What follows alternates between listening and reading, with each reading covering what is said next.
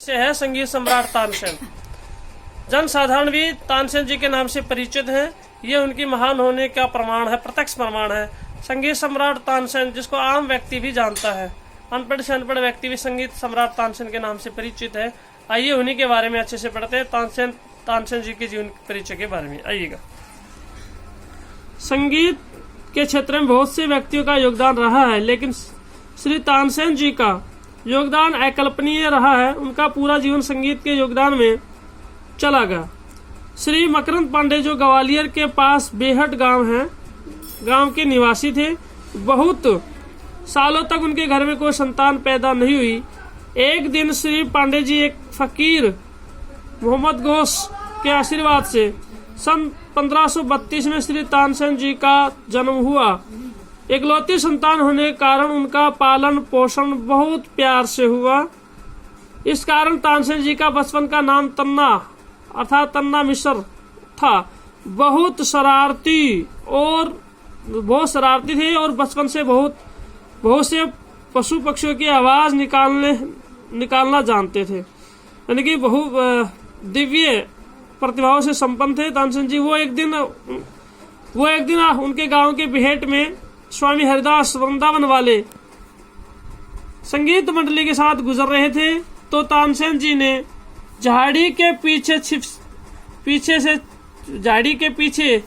पीछे से शेर की आवाज निकालकर सभी को डरा दिया। लेकिन स्वामी हरिदास जल्द ही इस बात को जान गए। स्वामी हरिदास जी ने जब ये जाना कि ये आवाज तो एक बच्चे ने निकाली है, तो बहुत हैरानी हुई और बच्चे को देखकर जल्दी ही ये समझ गए कि यह बच्चा देवी गुणों से भरपूर है। और इस बच्चे को मांगने के लिए तानसेन के घर उनके पिता मकरंद पांडे से मिले और कहा कि मैं आपके लड़के तन्ना को वृंदावन संगीत की शिक्षा के लिए ले जाना चाहता हूँ। और उनके पिता ने तन्ना मिश्र को स्वामी हरिदास जी को सौंप दिया।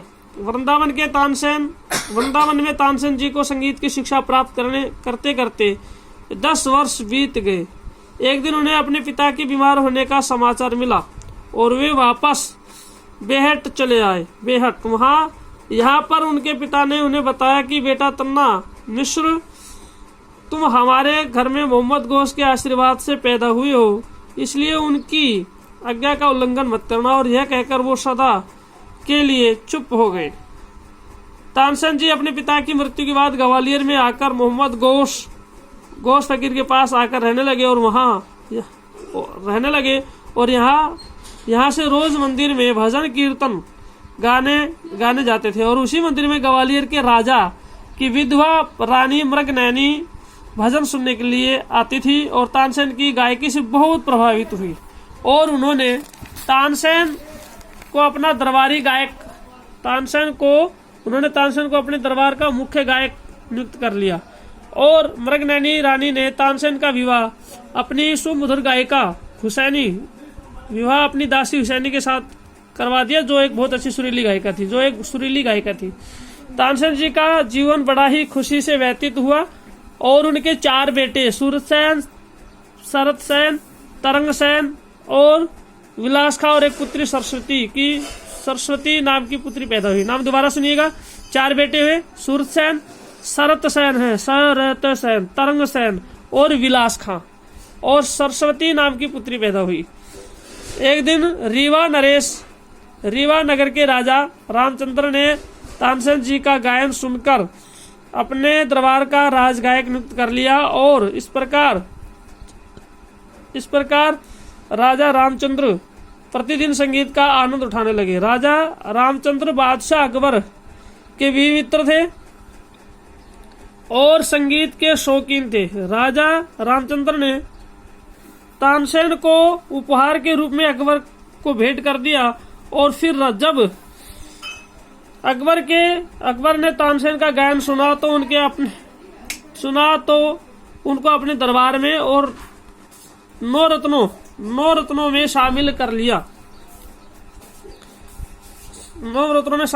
और 9 रत्नों में शामिल होने की वजह से उनकी ख्याति दूर दूर तक फैल गई, जिससे सुनकर अन्य दरबारी गायक तानसेन से ईर्ष्या जलने लगे, जेलसी करने लगे।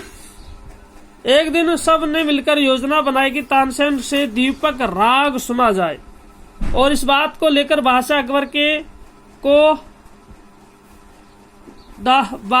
के कान भर दिए।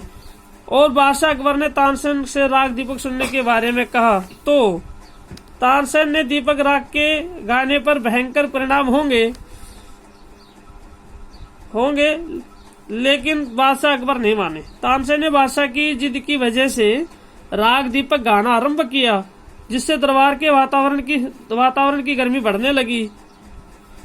सब बढ़ती हुई गर्मी देखकर सभी दरबारी वहां से भाग खड़े हुए और तानसेन के शरीर में गर्मी बढ़ने लगी। यह देखकर उनकी बेटी सरस्वती ने राग मेघ मल्हार गाकर अपने पिता तानसेन के प्राणों की रक्षा की। तानसेन ने सभी रागों को सिद्ध किया हुआ था, क्योंकि राग के सिद्ध करने पर ही वह अपना प्रभाव दिखाता था। सिद्ध करने पर वही अपना प्रभाव दिखाता था। यानी कि स्वामी हरिदास जी के पास तानसेन जी 10 साल निरंतर दिन रात अपने गुरु की सेवा की और अपने गुरु के आशीर्वाद से सभी रागों को सिद्ध करना सीख लिया, जिनका जड़ चेतन पर बराबर प्रभाव पड़ता था। बादशाह अकबर के आखिरी अपनी गलती का एहसास हुआ और दोबारा ऐसी जिद करने की कसम खाई। ऐसी जिद कभी नहीं करूंगा, और इस बात तानसेन से क्षमा याचना भी मांगी।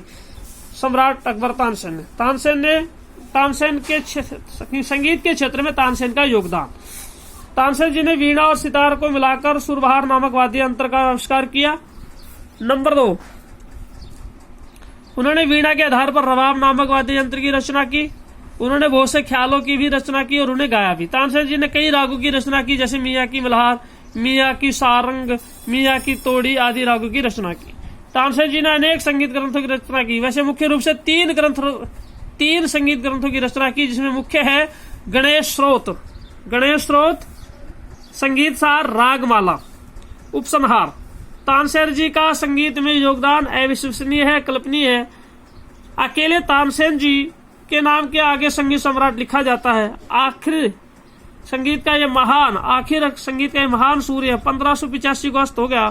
तानसेन जी की समाधि ग्वालियर में मोहम्मद गौस फकीर की कब्र के पास, और उनकी याद में हर साल उर्स यानी कि मेला उत्सव मनाया जाता है। उर्स का मतलब होता है मेला या उत्सव।